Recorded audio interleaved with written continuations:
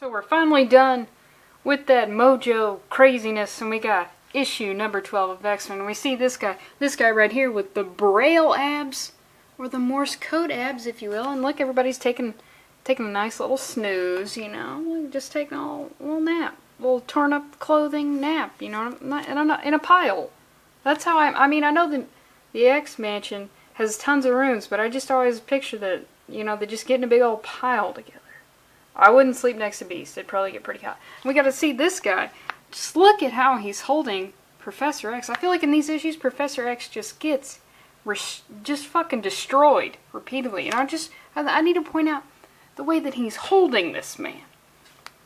Look at this. He's holding this. Now, traditionally, when you're choking someone out, you hold them like that.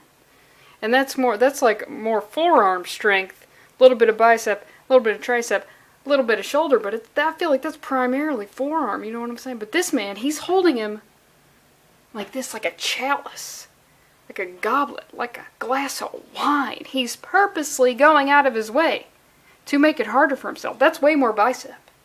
Lets you know that this guy is a fucking G. And it makes me think like, well, I'll never reach that level of class when I'm grabbing people like that. Like a fucking goblet. Or, you know, maybe, I feel like maybe you should realize, you know, your level of class. The class threshold. Or not, you know, maybe I should strive to be more classy. Just the way he's holding this man. God damn. His name is Hazard. I tried to think of like a hazard to guess, but I fucked it up because I'm just amazed at this level of choke. You know what? I just realized it's about choking. No wonder I'm psyched about it. Okay, so let's get into this. We see at the Rye King Hospital, we're seeing that this kid is going a little bit crazy. We got all sorts of sounds and alarms going off, and we see that the staff see their patients in a different light. They see potential human nuclear bombs just primed to detonate, and I hope they get paid well. And every day brings another bomb they must defuse. Well, holy shit, dude, your hairline? Oh my god. That's bad. Was this a hazing incident, that hairline? We see this lady, whose name is Nurse Stimpy, and we see that they're freaking out about this guy, this patient he's never been this bad. And we see this. Holy shit. This man is losing it. He's going insane. He's at maximum mutant. And, you know, the craziest thing about this, obviously, is these teeny tiny little slippers. I mean, he's pushing these slippers to their limit. They're just ready to pop off like rubber bands. It's insane. But apparently this guy is also this kid who, I guess when he sort of mutant outs, he turns into a fully grown man with the teeniest tiniest of slippers. And that's dangerous. A man who's willing to risk it all to wear tiny little slippers like that. The slipper charts, I fucked it up. The slipograph is off the charts. And then they get all these hypo guns just ready to blast these holes into them. And we see this lady, this nurse who's squirting out some pancuronium dibromide, and then I see her squirting this, and I know it's a great visual thing. It's in movies, it's in TV, it's in comics. Just seeing that little bit squirting out of there to, you know, remove the air from the needle. But it just reminds me that the American healthcare system is fucked. How much medicine, how many thousands of dollars have been wasted from nurses just squirting medicine all over the place?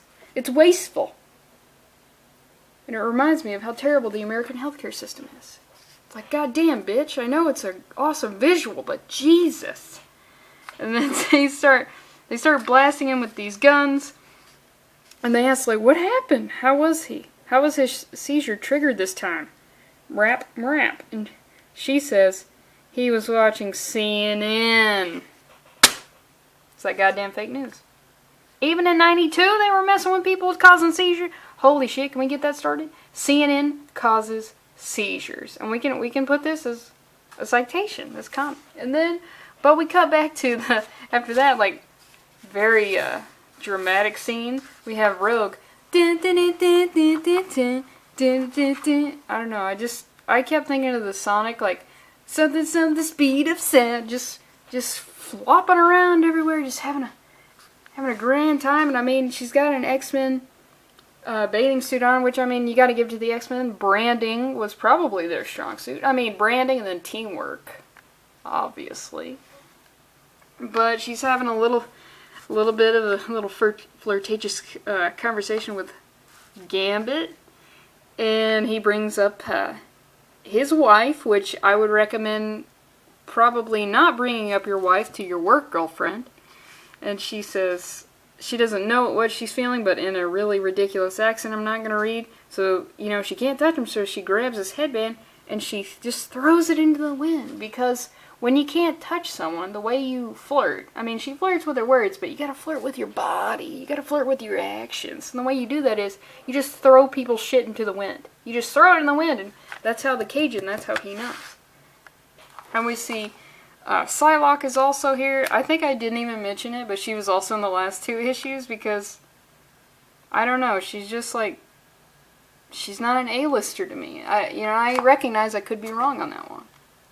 Maybe she is dope, but I don't know. We see some exposition here about she is going overseas, and Beast did not help her with his luggage, because despite his figure, he's the brain. He's the brain. The brain doesn't pick up this dumb bitch's luggage.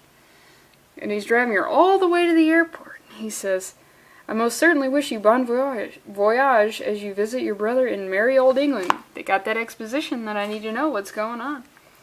So what more could you ask of a furry bouncing beast? That this time you don't drive in reverse as an experiment in gravity? Now this scene, not very exciting at all. I mean, it's got that good banter. It's that good banter we all love. But you know what I realized when reading this? They managed to make, who wrote this? I think like Fabian Nicieza.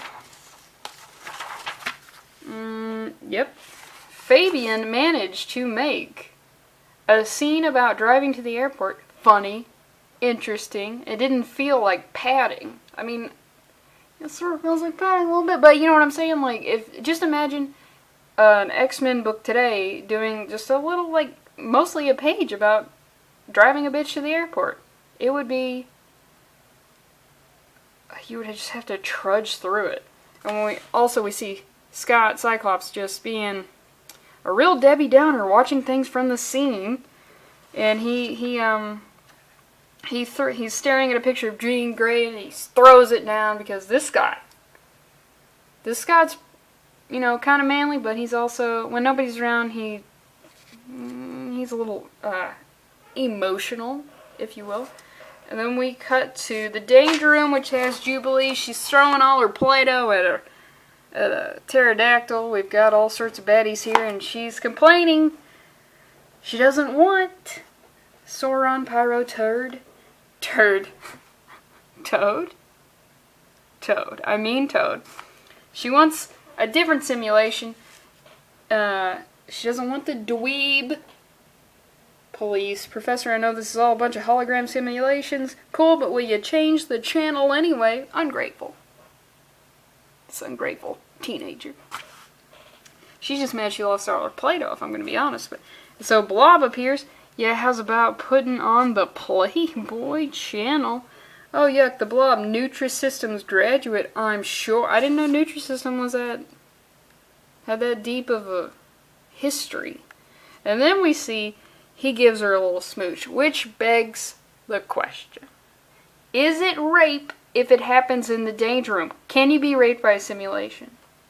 Comment below. I'm getting into the real mythology of this stuff here. Because in Astonishing X-Men, when the Danger Room becomes an actual, like, robot, oh, you can definitely get raped by a robot.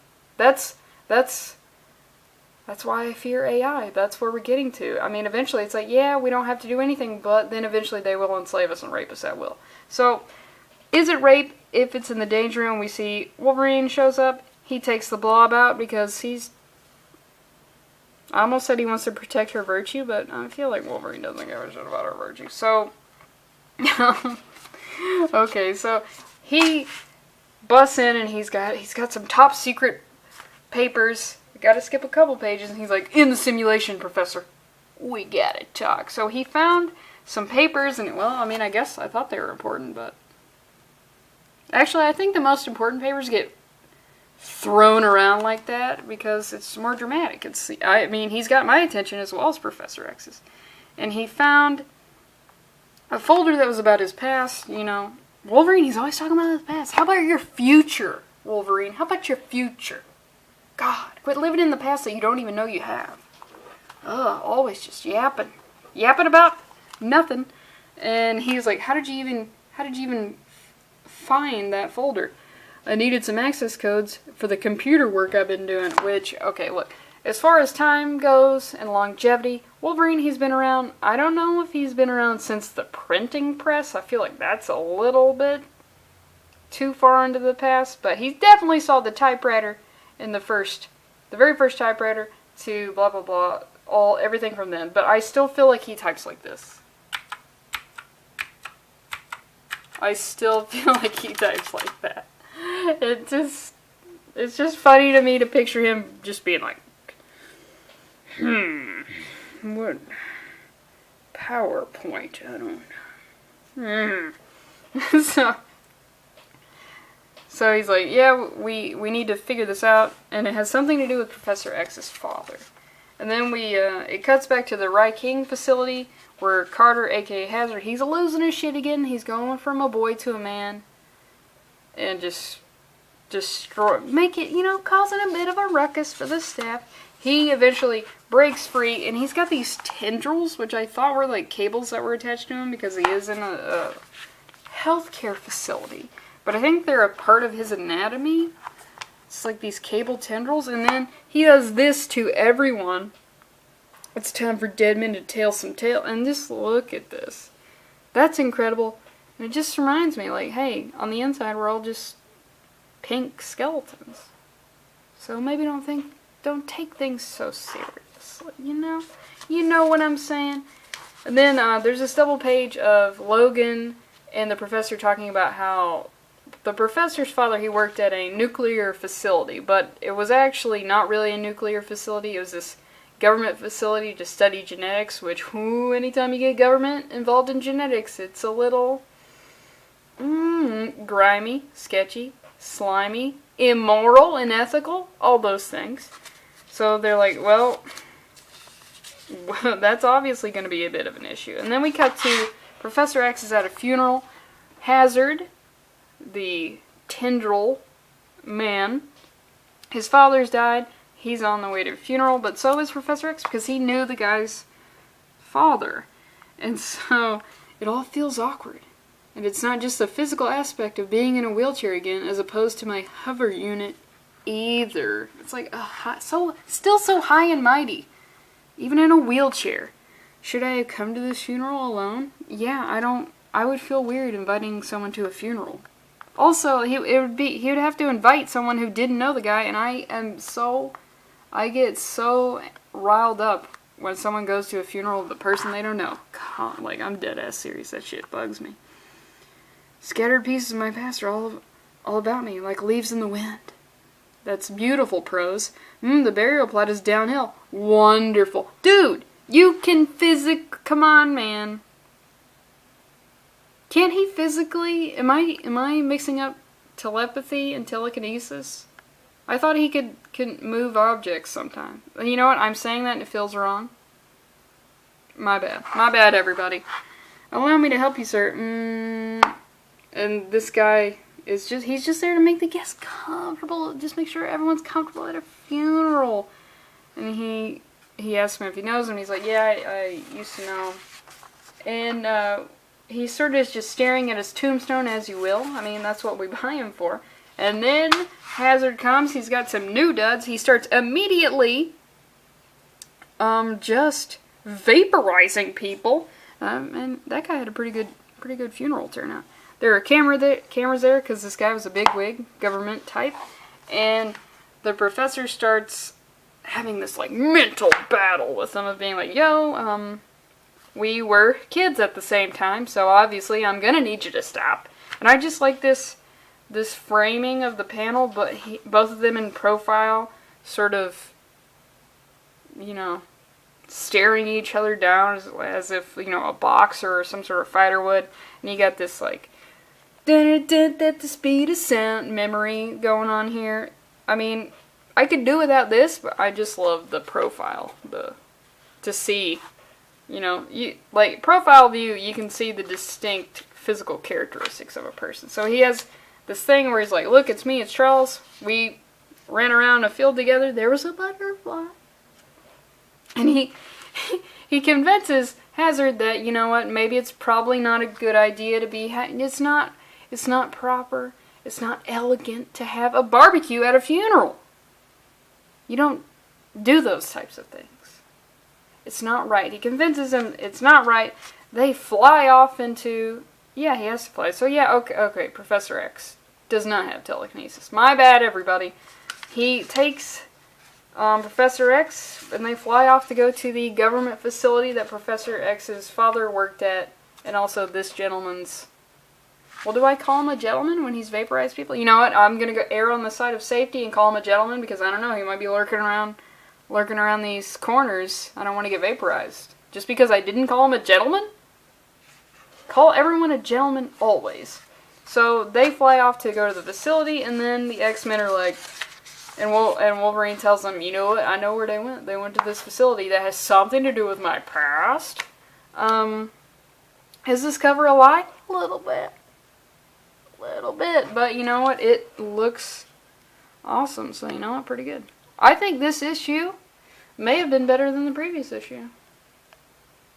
I don't know, maybe.